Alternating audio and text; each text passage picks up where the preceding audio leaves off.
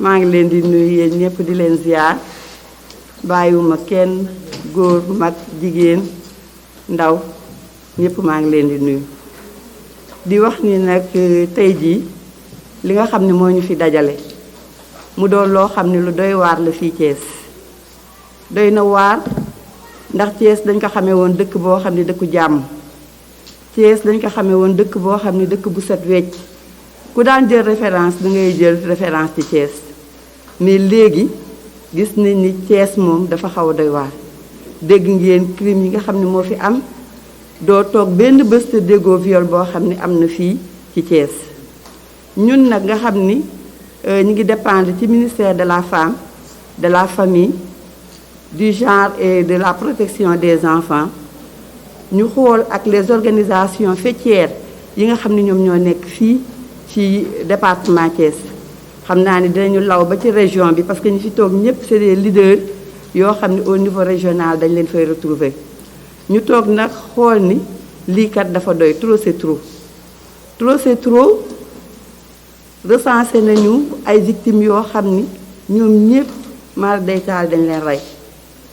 suñu xalaatee jànq bi nga xam ne dafa demoon daani dooleem ñi doon ñibbisi ñu rey ko dugal ko ci ndéeg yoo xam ni tabax bu àggul ñu ni déete waaye defe na ni fa lay yem ñëpp décrier ko ñu albatikuwaat gis ki nga xam ni moom la ñu reyoon fële ersan ñu ni déete waay ministère yónnee ñëpp dem ñu masawu leen def yépp xalaat toog gis Médina Fall à l'espace de 10 jours ñaari meurtre ki ci gën a ndaw 15 ans la am ngeen di xam ni mineur la ñu jàpp leen rey ñuy waxati nga àgg ba Ngunjaan am kenn koo xam ni tamit ku jigéen noonu lañ ko def ñu rey ko ñu ni nag lii nag moom il faut que ñu jóg loolu mi ngi amee woon ci biir Covid bi mënuñu jóg ndax Covid baa ngi fi tere nañu rassemblement mënuñu marche mënuñu rassembler wu point de presse sax mënuñu ko woon def parce que temps yooyu presque confinement total la woon bii nag bi ci gën a yokku mooy suñu sœur bi nga xam ni jóge Belge mën naa wax sax suñu yaay jóge Belge bàyyi dëkkam ñëw Sénégal jaral ko lu nekk mu bëgg Sénégal sopp Sénégal plus particulièrement Thiès mu ñëw ba fii gis ngeen ni diñ ko def atrocement te ci biir këram donc ñun jigéen ñi su fekkee ni suñu biir kër yi nekkatuñ fa en sécurité fan la ñuy nekk en sécurité c'est la grande question qu'on doit se poser ñu ni nag il faudrait que trop c'est trop ne ñu jéem a xool naka la ñuy def ba organiser dara loo xam ne suñ ko waxee nit ñi dinañu dégg dinañu jóg taxaw autorité yépp dinañu dégg xam ne lii naqar la cri de cœur boo xam ne dañ koy lancer di wax ak autorité yi ndax xam nga ministère de la femme de la famille du genre et de la protection des enfants dafa am ci politique am sectorielle des programmes yoo xam ni dañ koy def jëmale ko ci violence basée sur le genre sooy seet sax fii am na boutique de droit ndax dañu am benn projet boo xam ne ñu koy wax projet le projet d'appui à la stratégie nationale pour l'équité et l'égalité des genres ñoom à travers ñooñu lëkkaloo ak waa AGS teg fi benn boutique de droit boo xam ne c'est pas uniquement pour le département de Thiès mais au-delà même de la région de Thiès da ngay gis ñoo xam ne dañuy jóge ba Diourbel ay Bambey di ñëw ci boutique bi mais malgré tout ça affaire baa ngi perdurer tout le temps ñi ngi dégg ay crime doo dégg mukk ubbi sa rajo te déggoo ni am na viol wala am na leneen léegi nag il faut que ça cesse il faudrait que ñu jéem a xool nan la ñuy def yan stratégie la ñuy teg lii début la rek boo xam ne dañ koy def ànd ceeg leader yi mais li leer ba leer mooy ñoom dinañu dem ba teg seen plan d'action ba teg ba xool nan la ñu war a def ba nga xam ni au moins dina am sécurité fii ci Thiès ba nga xam ni lii dina fi jóge ndax booy seet affaire crime yéeg yooyu yépp mën naa wax ni Thiès vient après Dakar xam naa ni statistiques yi sama naataangoo yi dinañ ci dugg wax leen statistiques yi ni lii ak lii moom moo am donc suñu demee ba nga xam ni lu ñu wax rek après ñu ni Thiès après Dakar te Thiès ñu xamee woon ko dëkk bu calme nit ñi dañ daan ñëw sax di wax ni Thiès y a la paix mais léegi est-ce que Thiès y a la paix Thiès amatul paix donc ñun ñii ñu taxaw ñii ñëpp c'est des leaders tey jii bu fekkul woon ni Covid bi moo am fii day fees dell mais ak Covid bi mesures barrières yi ñu war a jël donc loolu moom moo tax ñoom ñu yemale ko def ko nii pour que ñu ñëw taxaw di remercier nag une dame boo xam ni def na kéemtalaay kàttanam bi nga xamee ni problème bi am na à Thiès noonu def na ci wax na ci def dugal na ci tànkam ba li nga xam ne bëggoon nañu am nañ ko kon kooku c'est une dame à remercier c'est une dame à féliciter et man sax damay proposer plus que ñi nga xam ne dañuy dem ba ñeme dem di dénoncer ñooñu wax dëgg war nañ leen mën a décorer war nañ leen mën a décorer bu baax a baax parce que dénoncer dafa yombul nëppal moo bëri dénoncer yombul mais dem na ba def ci kéemtilaay kàttam mu am donc xam naa ne dina Ndeye Fatou dina def peut-être plaidoyer boobu auprès de notre ministère parce que xam nañ ne Ndeye Saly ku engagé la ku déterminé la madame la ministre ku déterminé la pour la cause de la femme. laay mina sheytaani rajim bismillahi rahmaani rahim Adja Ndeye Fatou Ndiaye madame Mbacké am tamit luñ ciy naqarlu di leeral ak fisal li tax ñu daje fii tey madame Mbengue ñu ngi lay nuyu bu baax moom mi nga xam ni mooy coordonnatrice bu SEDAF waaye ñu ànd ko ak femme leader yu am solo ku ci nekk yor kuréel goo xam ne ay junniy nit ñoo nekk ci sa gannaaw ñuy xeex àq ak yelleefu doomu aadama waaye ñuy xeex tamit yokkute jigéen ak lu ko may jàmm ak salaam ak sutura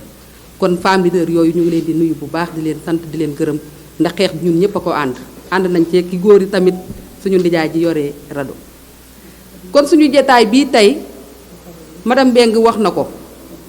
Thiès dëkku jàmm la dëkku salaam la mais li xew ci Sénégal yépp dafa xew Thiès waaye metti bi dañuy wax ni dafa gën a tare Thiès naka la gën a tare Thiès violence yi amul woon bu njëkk ndax cosaan ak aada daf ñoo tënkoon ba nit ñiy jomb di bañ di ragal di rus man mel na ni nag tey valeur yooyu daf fi jóge lan moo ko fi jëlee ñi fi dëkkoon ci cosaan ak aada tey ñeneen a dikk dolli ku si waat ku ci nekk ak boo ñëwee dëkk si la ngay indi xañ na indi yooyu moo ñu jural tey situation bi ñu toll fan lañ toll bu ñu ñëwee ci viol rek li ñuy dégg kaaw viol biir Thiès ak li ko wër dégguñu ko feneen ndax nag Thiès dafa jege Dakar bu baax a baax jege Diamniadio Ila Touba bi romb aéroport Diass ne fi jege ñu bay bëgg a dee kon yooyu yépp dafay tax ay nit gën a bëgg Thiès gën a dëkk ci Thiès ca kenn ku ci nekk yaa xam la nga nekk la nga làmbuwaale ñu ni nag viol bari na fi violence métti na dóor bari na waaye da nga koy muñ raay mu sedd mettitu xol wax ju sew ju bon di la toroxal bari na fi waaye da nga koy muñaale taxul bakkan dem tey nag suñu demee ba bakkan yi di dem suñu nawlay jigéen ay liggéeykat ay bañkat ñi doon ay xale jigéen di seen yaakaaru waajur di seen yaakaaru askan ñu rey leen ci lu teguwul fenn defe naa ne bu ñu ci jógul wut ay pexe wut ay ndimbal fexe saafara ko dama ne du sotti tey suñu jataay bii bu ñu waxul gorewuñu ndax ñun ñooy yaay ñooy soxna ñooy bàjjan te ñooy maam ñooy yar ñooy jubbanti ñooy yiir kon day am solo bu lu mel nii demee ba ëpp ñu ne nañ toogaat loolu nag dañ ciy ñaan suñu ministre du tutelle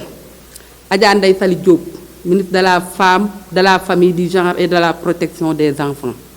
madame Mbengue wax na gëdd bi mu jox jigéen ak askan wi sax laay wax jàmm ji mu bëgg ci njaboot gi ndax ku ñu dénk ni la yow la ñu dénk jigéen ak njaboot boo sañoon jàmm rek a cay xew kon soo te déggee safaan di nga taxaw di nga jóg te doo bëgg loola amati kon dañ koy ñaan nañu gunge ci xeex bii ñun région de Thiès laay wax de taxaw nañu temm dinañ tënk suñu plan d'action xeex bëgg ci ndimbal ku ñu dooleel kuñ ci gunge ku ci ànd ak ñun ba lii nga xam ne mooy metti ci suñu xol yi di ko wuruñ yi jigéen ñi di xëy di faatu ndax wax ju sew ju metti ndaw ñi di xëy di faatu ndax metti tali ñuy def seeni yaay ñoom ñu koy dund ñoom tamit ci seen biir kër wala ca école ya dañoo bëgg loolu saafarawu suñu tànk duñ ko teggeeti dañoo fas yéenee tënk plan d'action boo xam ne incha allah ci kàttanu yàlla dinañ ko dérouler ci région bi fexe ba mu law nag ci Sénégal yépp nañ ñépp xeexandoo ndax lii feek jógu fi jàmm du am développement mënul am nit ki di dund insécurité développement mënul am nit ki di xalaat su ma génnee léegi sama doom nañ ko def dara développement mënul am bu nit ki bu génnee ni man kat xañ na dinañ ma fëgg dinañ ma rey wala dinañ ma def lii kon dafa war a jeex dafa war a doy ñun nag pare nañ taxaw nañ te kuñ ci gunge dinañu jël kuñ ci gunge ñu ànd ak moom dem soxna si ñu ngi koy gërëm bu baax a baax ku dénoncé madame Fat Diassé nee na nañ la décorer waaye nañ la aar ba pare nañ la yiir ba pare nañu la ëmb te ànd ak yow ci li nga def ndax dénoncé nag yombul nëppal bi moo fi bari moo fi ëpp te moo fi am lii xew nag li ko yokk lépp nëppal la su fekkoon ni dénoncé nañ ku xewle ku def dara ñu dénoncé ko ba ñu jàpp ka def wax dëgg yàlla nag yëf yi dina jeex kon soxna soosu ñu ngi koy sargal di ko wan ni ko ñun jigéen ñi de ci suñu kattan ak suñu mën-mën ak suñu doole ak suñu xel ñu ngi ciy ànd ak moom waaye bëgg nañ tamit ministère de la femme gën a bàyyi xel soxna soosu ndax suñu sañoon am soxna yoo xam ni su lu mel ni xewee kooku mën koo dénoncé kon du ñu guddal ndax lii duuf ci nag bi xajul ci nit te ñu bëri dañ koo bokk kon dañuy ñaan ci yàlla rek suñu kilifa yi gën ñoo jàppale gouverneur de la région de Thiès dinañ dem seeti ko ànd ak moom ci plan d'action bi nga xam ne moom la ñuy teg ndax nag duñu xeex bàyyi suñuy càmmeñ ndax nag léeg-léeg liy métti ci jigéen ñi it mu ngi métti ci góor ñi te ñun jigéen ñi ñoo koy def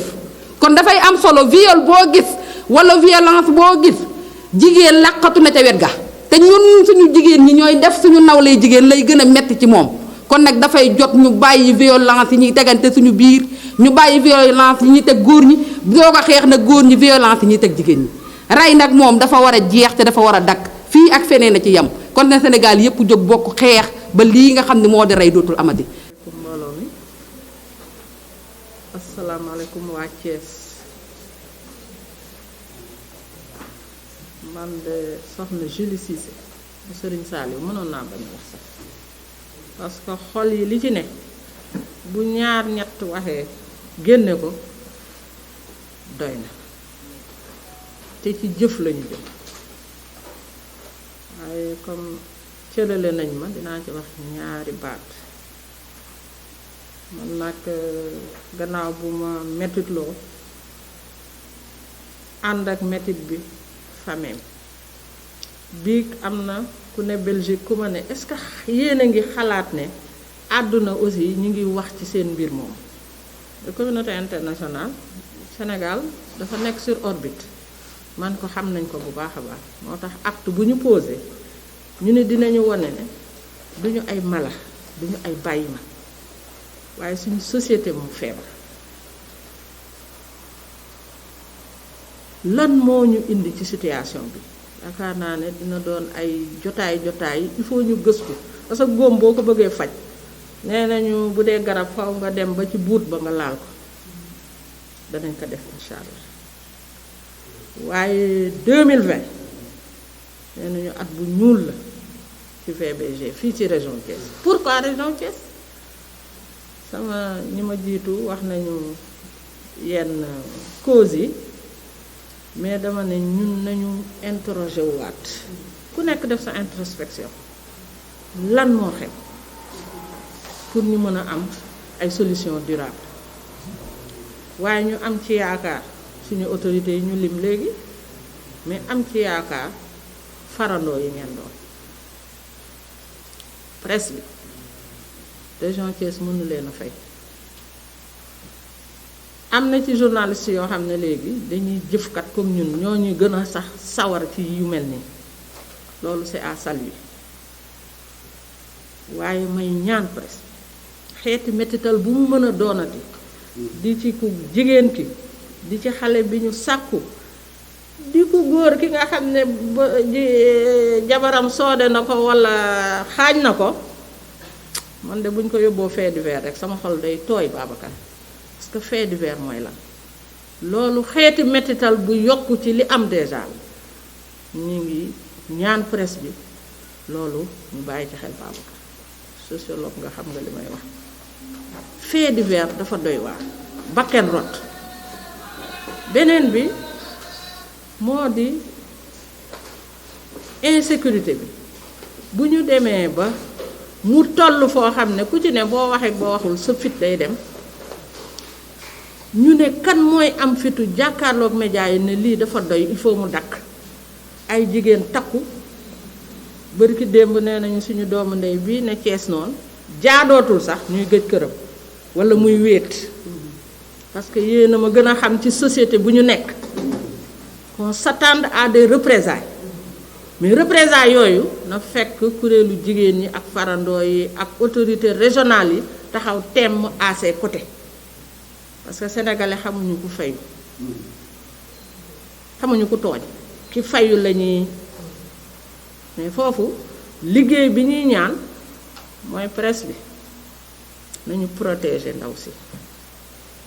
organisation femmes yi yaakaar naa ne ci plan d'action bi wax nañ ko dina am ay action yoo xamee ne dootuñu gëj ci bërëb ba mais cas yi ñu fësal 2020 yooyu fës de mëppal bi bu amul woon ñaata la ñuy am mystère boule de gomme ñu ñëw ci viol yi bërki démboo njaay ñu ngi ndamoo la loi criminalisant le viol mais ñu ne 2020 it année du viol avec des cas Thiès jëlati après Dakar second rang donc Thiès est malade nañu càmbar suñu région seet ay pexe te pexe bi du lenn lu dul boole doole unité d'action dynamique unitaire boo xamee ne xàccandoo dóorandoo ñu doolalante kenn ku ci ne ca la la yàlla dénk la la yàlla baaxle nga ñëw def ko ci xeex bi yaakaar naa ne loolu bu ñu ko defee dinañu am vraiment ay début de solution te ay solution am na naam parce que tout n'est pas négatif organisation leader de femmes yi vraiment def nañu jéego yu am solo dafa fekk ne recrudescence su violence yi ak mbas mi ñuy ñaan yàlla génne ko ci àdduna bi te mu bàyyi ñu fi ñun ñëpp ñu fekkee dafa am ay dégâts collatéraux yu yokk violence yooyu loolu aussi ñuy ñaan ñu yokk taxawu bi naam ministère concerné yi donc suñu ministère de tutelle parce que maa ngi koy wax bërki démb gàcce gaalaama madame la ministre Ndèye Saly Diop Dieng elle se déploie mais solidarité gouvernementale war na tax yeneen ministères yi vraiment walluñu parce que c'est pas le seul ministère concerné ba lii jóg fi ñu daal di vraiment joxaat Thiès xar kanam bi mu amoon maa ngi tëjee di ñaan leen madame la directrice fii suñu kër la ndax ëttu ministère la kër gi ndax Thiès dimension régionale bi war na tax délégation jaar fii ñuy jaar fee mais ñu ëmb région bi dem wax ak les autorités locales administratives waaye religieuses def ko ay tournée wax ak suñu kilifa diine yi parce que lu bari ñu ngi koy làq ci diine ji ñaari diine yi fi am fii ci région bi ku ci ne wane nga sa engagement auprès des organisations de femmes lit ndam yu ñu mës a am dans la région dañu ne suñu wet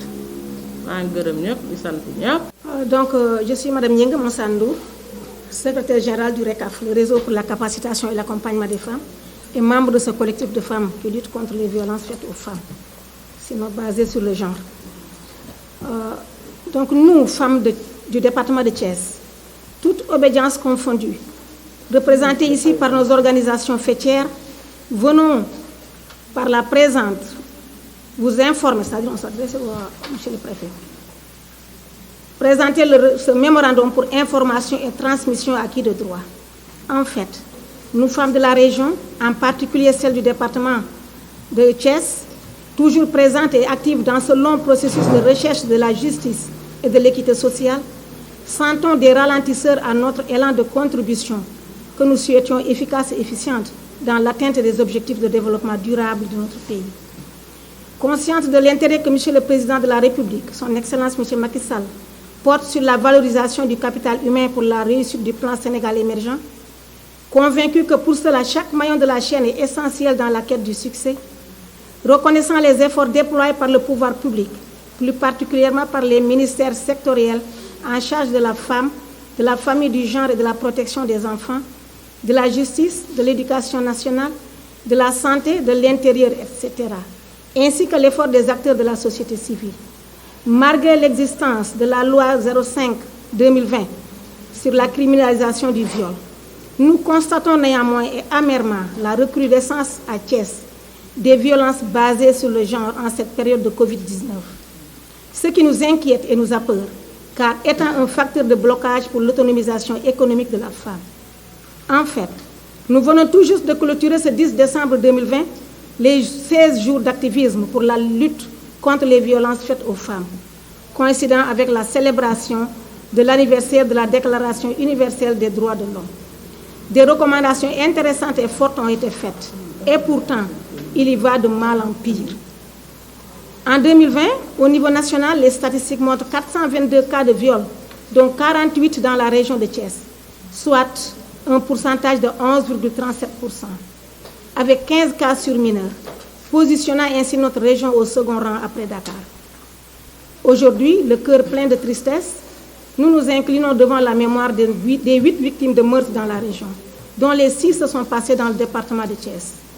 L'ensemble des organisations de femmes de la région présentent leurs condoléances les plus attristées aux familles éplorées et à leurs parents et amis. Tout compte fait, nous demeurons plus que jamais engagés aux côtés de nos autorités et avec nos communautés pour l'atteinte des objectifs nationaux de développement. Et pour cela, nous disons, trop c'est trop. Doyna, Yoni, Adoya, Anyaminta, Dafadoy, stop, stop, stop. Fort de cette logique, nous irons de ce pas auprès de l'autorité,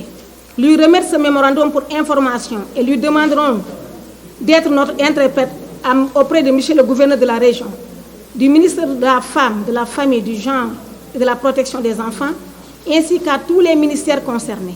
mais aussi à monsieur le Président de la République. Poursuivant notre combat contre les violences basées sur le genre, nous demandons aux autorités plus de sécurité et l'application de la loi sur toute sa rigueur. À la communauté en général, de se mettre ensemble pour alerter, dénoncer et conjuguer nos efforts afin de contrer ces violences basées sur le genre. Par la même occasion, nous lançons un cri de cœur à toutes les composantes de la société pour permettre aux femmes et aux jeunes filles de jouir de leurs droits civiques, moraux et socio-économiques. Au niveau de la région de Thiès mu bokk ci collectif bi nga xamante ni dañuy jóg taxaw temm ngir li nga xamante ni bi tar na biir Thiès ñu xeex ko bu deñ bataaxal bi nga xamante ni bi moom la kuréel yi nga xamante ni bi ñoo ànd biir Thiès di xeex lépp loo xamante ni bi wàllu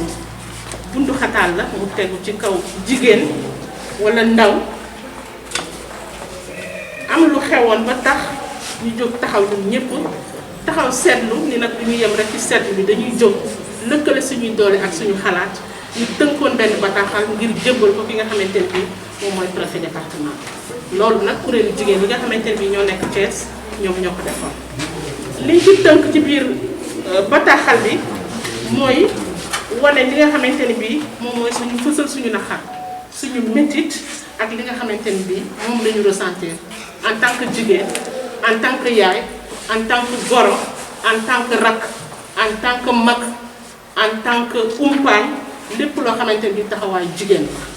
ñu sentir ko yëg ko ni kat dañuy fëgg yuux jëm ci ki nga xamante ni mooy suñu kilifa bi nga xam ne moom moo nekk ci département. parce que gis nañ ni kat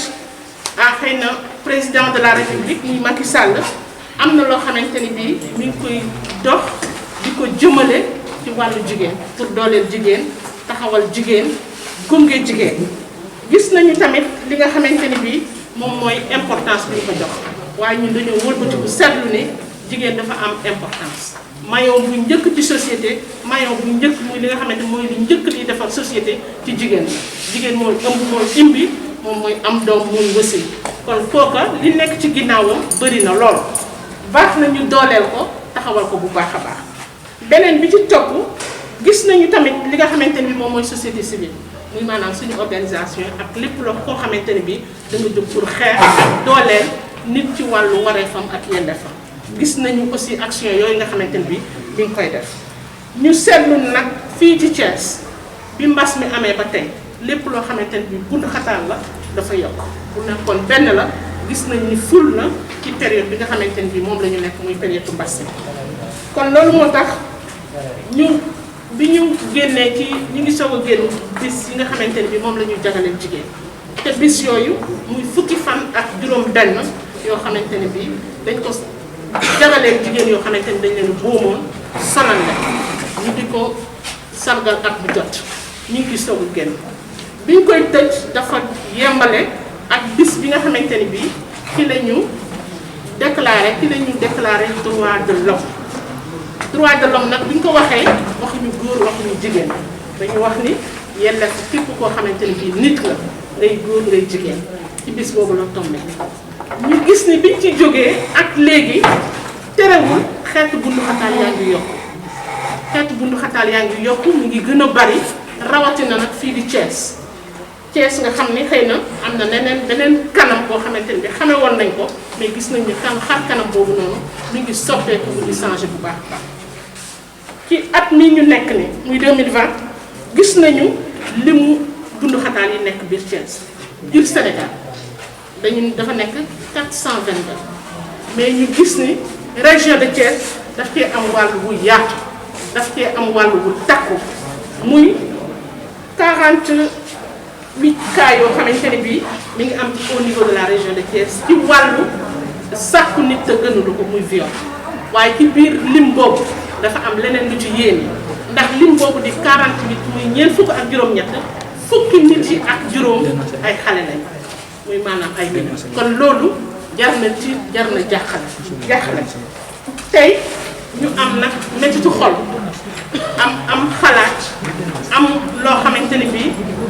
metti na torop ñu am lu ñuy yëg ci yaram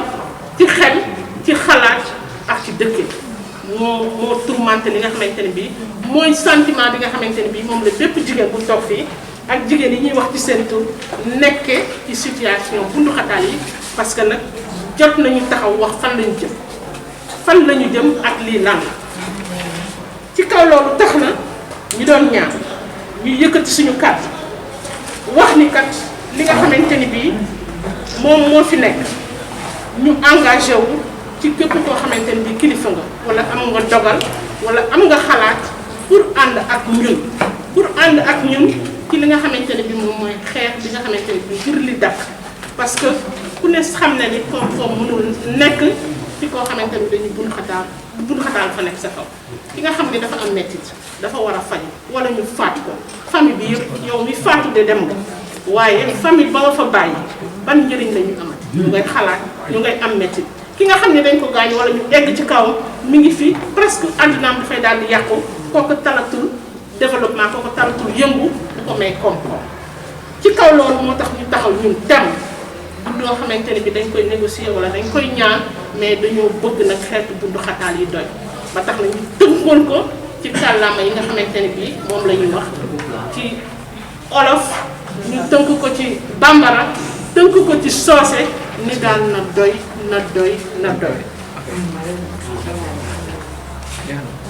ñi ngi jaale nag képp koo xamante ne bii am nga ci cas yi nga xamante ne bii moo tax ñu jóg ak yeneen yi ñu yëgul ñun ñëpp àndandoo di jigéenu Thiès commencé ci département bi ba ci région bi ñu ngi leen di jaale di ànd ak ñoom naqar bi di ànd ak ñoom métier bu loolu passé tamit ñu ngi tënk suñu kàddu jëmale ko ci ki nga xamante ne bii moom mooy kilifa bi di ko wax ni ko ak kilifa yi nga xamante ne bii ñoo fi nekk na li nga xamante ne bii kiiraay bi la ñu bëgg mu yokk mu jëm ci jigéen ñi ak ndaw na kiiraay bi yokku loi yi nga xamante ne bii moom moo fi nekk pour aar jigéen pour aar xale pour aar askan na loi yooyu nañ koy doxal ni ñu ko war a doxale nañ koy appliquer na loi yooyu di tegu ci kaw ñi nga xamante ni bii ñoom ñoo def jëye yi wala ñoom ñoo def li nga xamante ni mooy naka sudul noonu leneen li ci des ñu jëmale ko ci askan bi liñ leen di taxaw di leen ko ñaan di ko ànd ak ñoom surtout li nga xamante ne bii moom mooy xeetu bundu xataal yi nga xamante ni dafa am ci kaw ñu mu tegu ñoo xam ne seen taxawaay moo tax bundu xataal yooyu tegu ci seen kaw ñu ngi ñaan askan bi jóg ànd ak ñun bu fekkee wàllu dénonciation la comme ni ko suñu sœur Yacine defee ñu def ko bu fekkee wàll la beneen boo xamante war nañ ci jóg wax ci ñu wax ci di leen ñaan ñu boole lëkkale li nga xamante ni moom mooy suñu doole suñu xam-xam suñu xalaat pour que vraiment li nga xamante ni bii moom moo gàllankoor àdduna moo gàllankoor développement moo gàllankoor nekkin bu baax bu sain moo gàllankoor famille yi pour que mu dañ ba jeex tàkk. ñi ngi tamit métit lu xol métit mënul passé métit te kenn ko ku nekk ci ñun ñi ñëw ak ñu ñëw ñi joxe seen kàddu ak ñi joxe ñu seen kàddu am nañu sentir nañu métit boo xamante ni tere na leen a nelaw tere na leen a lekk xool leen nag ñi nga xamante ni ñoom ñoo sës yi ñooñu nga xam ne teg nañ leen métit boobu wala teg nañ leen naqaram boobu donc daal kàddu kii boobu la ñu tënkoon dinañ ko jébbal ki nga xamante ni moom mooy préfet mu nekk nag suñu kàddu ak suñu loxo ci wetu gouverneur de la région de Thiès pour que kenn ku ci nekk li nga war a taxawee ci xeex bi nga taxawee ñu ngi ko def fii ci Thiès le 30 décembre 2020 jërë ngeen jëf.